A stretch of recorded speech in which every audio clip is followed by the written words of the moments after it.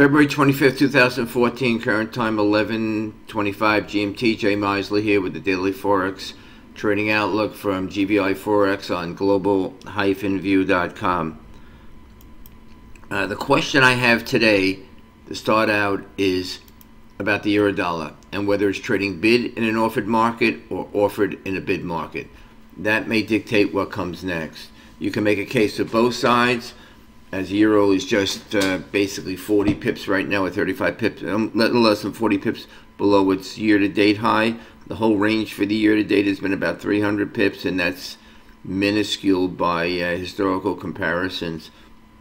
You know, I remember days when we used to have 300 pips pip moves in a day, or 200 pips moves in a day with a norm at least.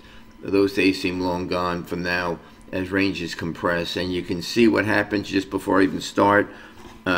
When you're in tight ranges, and you can take a look at even an hour chart here, they moves seem exaggerated. This whole move here was basically 24 pips, which is the overnight range, and it looks like it's, you know, a lot more than that. And otherwise, you can see the compression we've had for for quite some time here.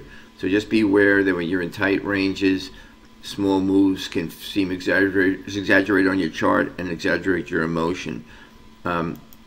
As for whether euro-dollar is bid in an offered market, a bid in an offered market, or vice versa, that isn't it depends if your cup is half filled or half empty. I can make a case that we have to wipe out the stops on the upside and shake out whatever belongs to the left, given the fact that most consensus forecasts are still calling for a lower euro-dollar last year.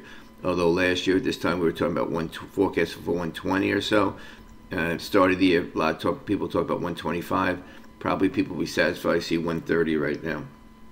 On the other hand, if we move lower, you could easily justify it based on the fact that it has failed to get above 138. In that case, you'd say it's been trading bid in an offered market. Time will tell. It really depends on where stops are going to be resting and how they're going to build, and how the market reacts, number one, to the Eurozone inflation data on Friday, and more important, any ECB decision the following Thursday. My newsletter deals with this, and you stay tuned for it because it's coming out this weekend. Now, if you look at the euro-dollar, it's been 7 days of this consolidation, as I noted last week, and again the beginning of this week. This daily trend line was likely to be broken through if only through attrition, and we've had that through attrition as the ranges compress. It used to be rare that euro-dollar would not test a big figure, but we've had more days than I can remember that we've traded really between 137 and 138, at least all week this week. And that's why this focus is on 137.50 to set the tone. And as everybody who follows me knows, watch your sentiment swing by how it trades versus the 50 level, and until it's established on either side, the market is going to congest. Once established, it goes for the big figure, either 137 or 138.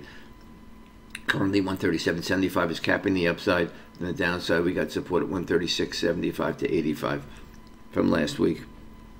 And as I said about emotion, look at this whole move here. It's only 24 pips, and it looks like it's 75 pips. That shows you what happens to charts and when you're in tight ranges. So for today, we have U.S. new home sales.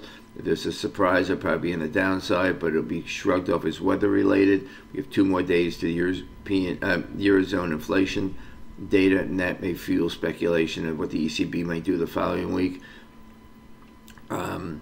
Expect a chop to continue, meanwhile, unless we break out of 137 to 137.75.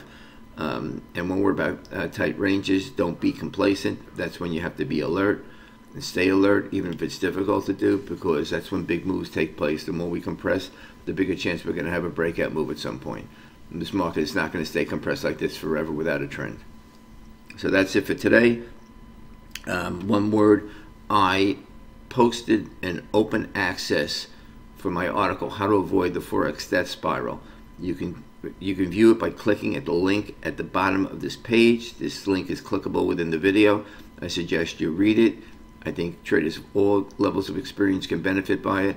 And at the bottom of the article, you'll see a list of other content that we have, other articles. Each one is unique in its own, and I think worth reading. So good luck trading, and see you soon.